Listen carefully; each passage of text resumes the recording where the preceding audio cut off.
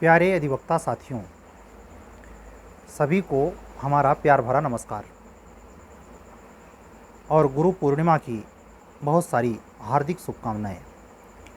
आप लोगों के हृदय के उद्गार आज के ख़ास दिन पर मेरे यूट्यूब चैनल पर, मेरे व्हाट्सएप पर, मेरे पर्सनल नंबर पर और कुछ अधिवक्ता बंधुओं और बहनों के कॉल करके हम तक अपने मनोभावों को प्रेषित करने के लिए हम इतना अनुग्रहित भाव से आपको इतना अनुग्रहित हमने महसूस किया है कि मैं उसको कितना भी धन्यवाद प्रकट करूं कम है।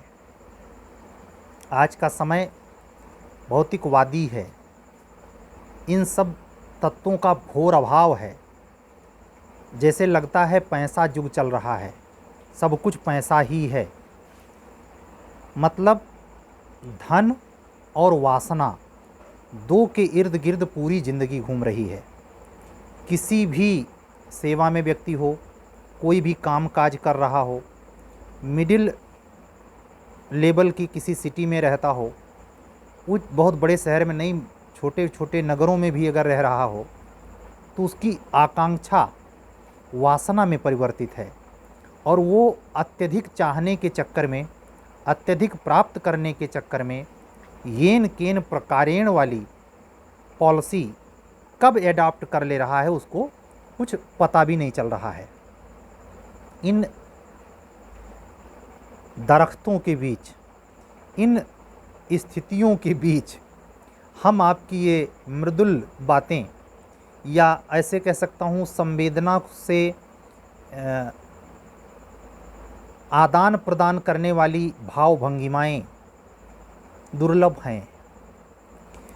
जो रसिक रहे हैं, कवि भाव रहे हैं, या जो लेखन पढ़ने में लिखने में जो उस्ताद रहे हैं, जिनको लेखनी का चस्का रहा है, नॉवेल पढ़ने की आदत रही हो, चाहे इंग्लिश की चाहे वो हिंदी की, तो वो लिटरेचर धीरे धीरे गायब हो रहा है। डिजिटल ज़माना है, फास्ट युग है, सब कुछ 2 मिनट में करके सेकंडों में हासिल करने की आकांक्षा है।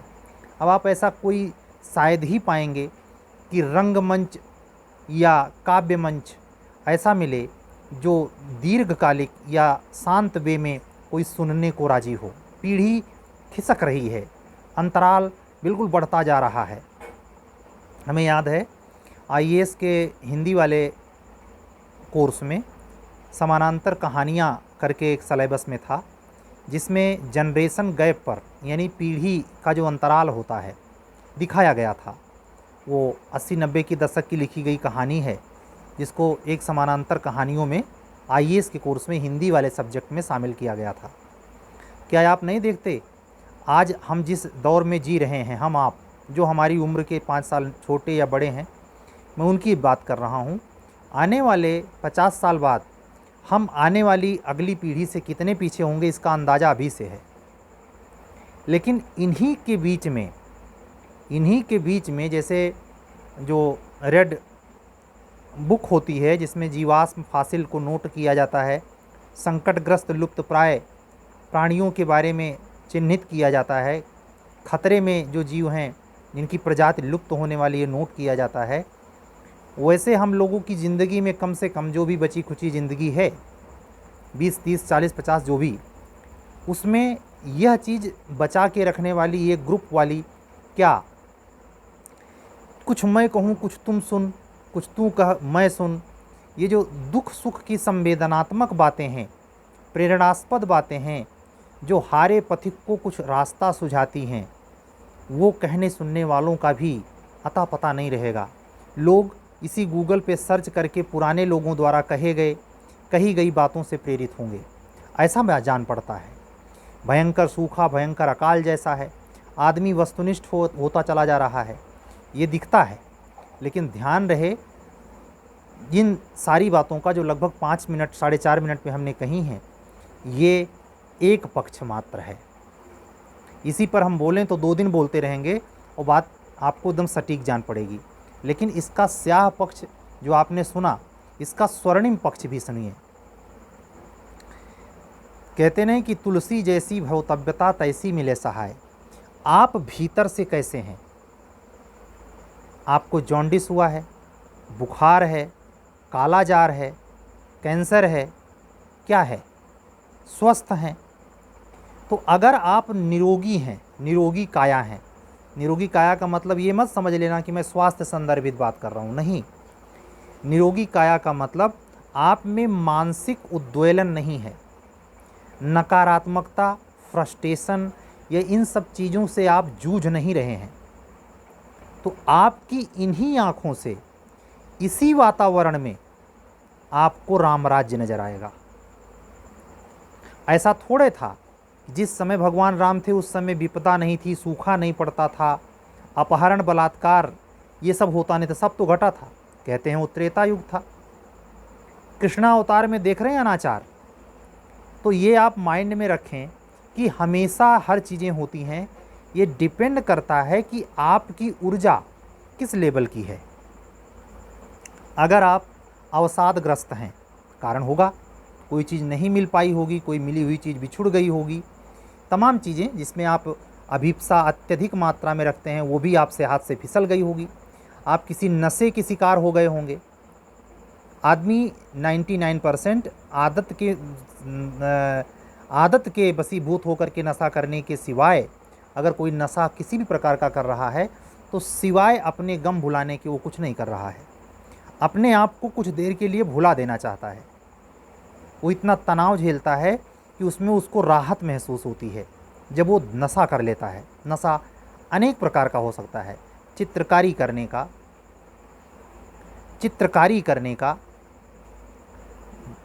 नशे की गोलियां खाने का, कोई चीज़ देखने का, कोई चीज़ मसलने का, मतलब आदत का कोई लिमिट नहीं। मैं आपको बताऊं, नशा का भी कोई लिमिट नहीं, कितने माध्यम का हो सकता है। तो आप कौन सी चीज़ देख रहे हैं, कौन सी चीज़ स्पर्श कर रहे हैं, कौन सी चीज़ स्वाद में ग्रहण करते हैं, कहाँ से आपको नशे की आपूर्ति हो रही है, ये अलग अलग व्यक्ति के अलग अलग मनोविकार, मन स्थिति पर निर्भर करता है। और ये बात मैं कर क्यों रहा हूँ, मन विकार की, धारणाओं की और प्रवृत्तियों की, वो इसीलिए क्योंकि जिस प्रवृत्ति का जो भी घनीभूत होता है उसके पीछे आधार तो होता ही है। जो व्यक्ति बचपन से कोई परिस्थिति नहीं देखा, थोड़ी देर के लिए कल्पना कर लीजिए, मुकेश अंबानी को जो मोटा सा लड़का है, उस लड़के के बारे में सोचिए। जब उसको उसके माँ बाप किसी प्रकार के परिस्थिति या संघर्ष का दर्शन होने से पहले उसे बचा ले रहे हैं, तो अचानक वो सर्वाइव वाले कंडीशन में पड़ेगा तो उसको समझ में आएगा कुछ, उसका दिमाग काम करेगा, क्योंकि अनुभव तो नाम को उसको चीज़ नहीं है। ऐसे ही जो आदमी जिस जिंदगी के बारे में एहसास नहीं कर पाता, सहन नहीं कर पाता, उसको एब्जॉर्ब नहीं कर पाता, तो प्रतिक्रियाएं करता है। प्रतिक्रियाएं मतलब क्या, वो क्रोध में आ जाएगा, वो तो यही समझ रहा था कि दुनिया हमारे पिता और माता जैसी है, लड़ जाएगा, फ्रस्ट्रेशन दिखाएगा, उसको प्रैक्टिकल तजुर्बा नहीं होता। ऐसे लाइफ में जो आप जिस अंदर से जिस नेचर के होंगे, वो ऊर्जा जहाँ भी आप रहेंगे फैलेगी और उसी नेचर के लोग आपसे मिलेंगे।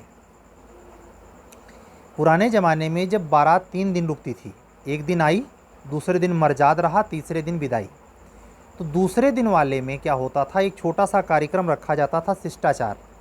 घराती और बाराती इकट्ठा होते थे, उसमें कुछ श्लोक, कुछ गान, कुछ बजान, कुछ नृत्य उस ज़माने में होता था। और एक दूसरे की सभा सोसाइटी में संस्कार सभ्यता के नाम पर एक प्रकार से एक छोटा सा शिष्टाचार का कार्यक्रम रखा जाता था।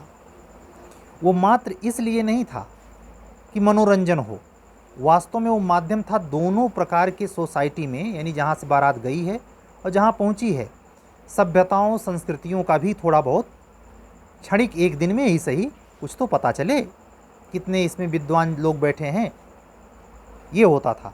तो आज के समय में क्या है कि ये सब चीज़ें तो गौड़ हो गई, फास्ट युग हो गया। तो वो जो अनुभव है जो हर दिन आदमी डिजिटल मीडिया से प्राप्त कर रहा है, इधर उधर से प्राप्त कर रहा है, वो अपनी प्रतिक्रिया स्वरूप जैसा उसको दुनिया भासती है, उस भासने में उसी अकॉर्डिंग वो व्यवहार करता है, प्रतिक्रियाएं देता है। उस ज़माने में जब वो बारात ऐसे पहुंचती थी तो एक अनोखी घटना घटती थी जो आज भी देखी जाती है, लेकिन उतना प्रकट नहीं होती। क्या?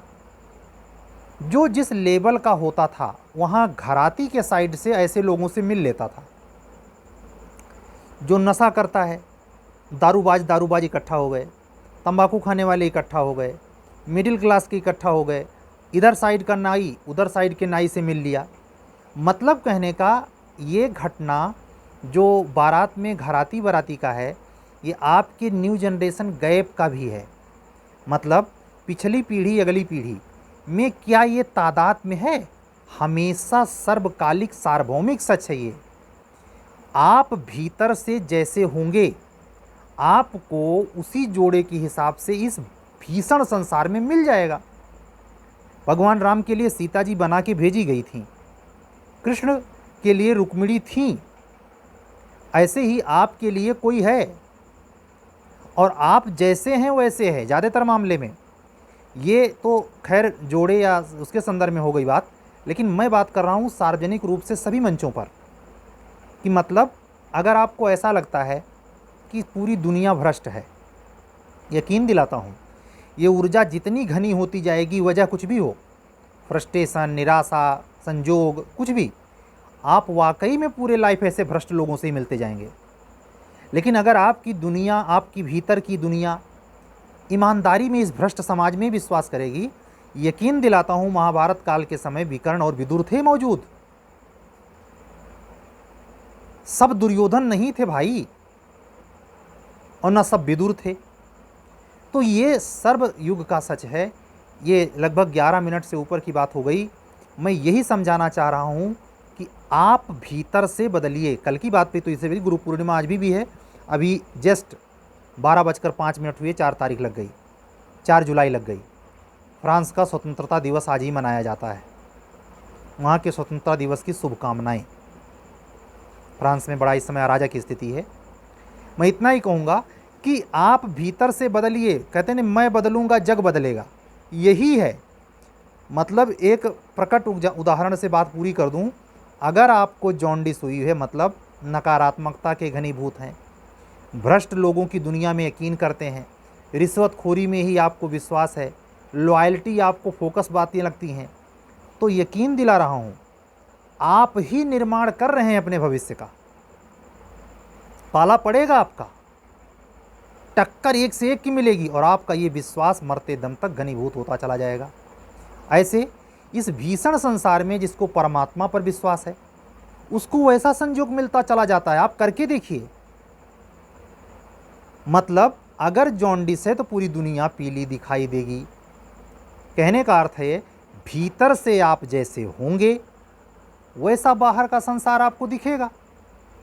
निराश तो निराश, हंसी तो हंसी, दुखी तो दुखी, खुशी तो खुशी। तो निष्कर्ष क्या निकला? 2 मिनट में बात पूरी कर दूं। आप भीतर अपनी ऊर्जा को इतना उन्नत बनाइए, इतना परम आनंद की तरफ उठाइए कि आपको आनंद सतचित आभास हो ना। ये कपोल कल्पनाएं, मुंगेरी लाल के सपने नहीं गढ़ रहा मैं आपके सामने, प्रायोगिक सच बता रहा हूं। करके देखिए। जैसे आपकी ऊर्जा सत्य, ईमानदारी, निष्ठा, कर्तव्य परायणता, उन्नति की ओर बढ़ेगी, आपको बेचैनी होगी उस नकारात्मक ऊर्जा से, वो लड़ेगी आपसे। वो नकारात्मक ऊर्जा ऐसे नहीं चली जाएगी। आपने अच्छा खासा समय दिया है और आप उसकी घानी छोड़ करके दूसरी घानी में जा रहे हैं, तो वो अपना चांस, अपना संजोग दिखाएगी, भय दिखाएगी आपको। कहाँ जा रहे हो उधर, बेईमानी का युग है, तुम कहाँ जा रहे हो उधर। लेकिन अगर आपने हिम्मत नहीं हारी, डटे रहे, तो यही शरीर, यही संसार, यही जमाना, यही लोग के बीच आप वो अपनी दुनिया बना लेंगे जैसे आप भीतर से होंगे। तो आज की बात यहीं पूरी। अगर आप बाहर का सौंदर्य चाहते हैं, बाहर का आनंद चाहते हैं कि मुझे प्राप्त हो, तो भीतर से वैसा निर्मित कीजिए, उसके प्रति समर्पित होइए, उस भावना के प्रति पवित्रता लाइए। देखिए आपके सारे समस्याओं, सारे जड़वत चीज़ों के लिए कैसे रास्ते एक एक करके खुलते हैं। ऐसे मैं तमाम लोगों को जानता हूं जो भीषण संघर्ष में होने के बावजूद उन्होंने सत्य आचरण नहीं छोड़ा। ऐसे तमाम लोगों को जानता हूं जो थोड़े से दबाव पाकर बिखर गए, गलत रास्ता पकड़ लिया। ऐसे तमाम लोगों को जानता हूँ जिसने गलत ढंग से अंबार धन इकट्ठा किया। ऐसे तमाम लोगों को जानता हूँ कि जिसके अरबों खरबों के मकान में कबूतर ही कबूतर, आदमी का आता पता नहीं। ये क्या है? आपके ही द्वारा बनाया गया संसार है, किसी अन्य के द्वारा नहीं। तो बात यहीं पूरी करता हूँ। आप लोग अधिवक्ता बंधु बहन हैं। आज की विशेष दिन पर गुरु पूर्णिमा जो भी 5 मिनट पहले बीती, उसकी आभा में मैं ये ज़रूर कहना चाहूँगा कि आप लोगों का उज्जवल भविष्य हो, आप लोग अपने अपने लक्ष्य तक पहुँच जाएं, जल्दी से आपके जीवन की परिपाटी बदले, लक्ष्य बदले, क्रियमाण तत्व बदले और आपका जो आकांक्षी भाव है वो पूरा हो जाए, इस भावना के साथ। और दूसरी बात जो आज की वीडियो में हमने कही, जैसे आपका मन होगा, जैसे आपकी धारणा होगी, वैसा ही संसार आपको नसीब होगा।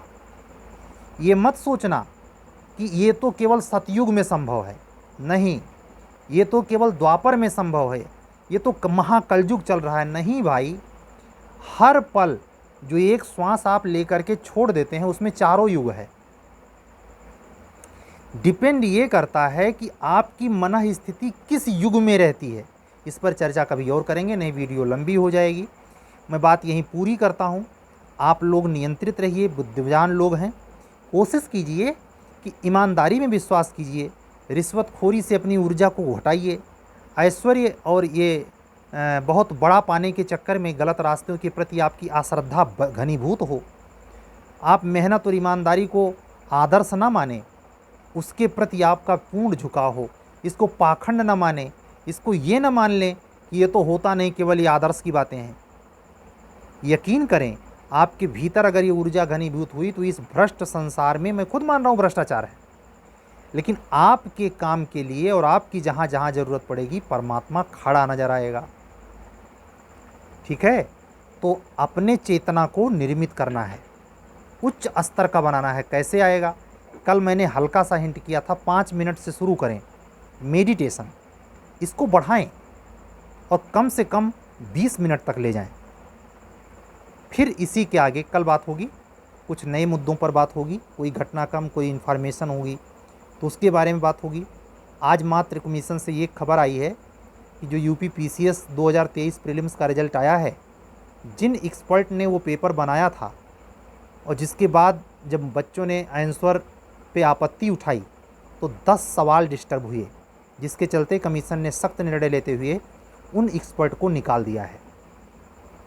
तो एक सूचना तो है, लेकिन उन बच्चों के साथ मेरी सहानुभूति है जिनको इस गलत सही के चक्कर में इस बार का मेंस नहीं मिला है। ऐसा कमीशन को अस्थाई कोई व्यवस्था करनी चाहिए जिससे ये बार बार का लफड़ा हमेशा के लिए ख़त्म हो जाए, क्योंकि आने वाली महत्वपूर्ण परीक्षाएं हैं जो संभावित सुनाई पड़ रही हैं।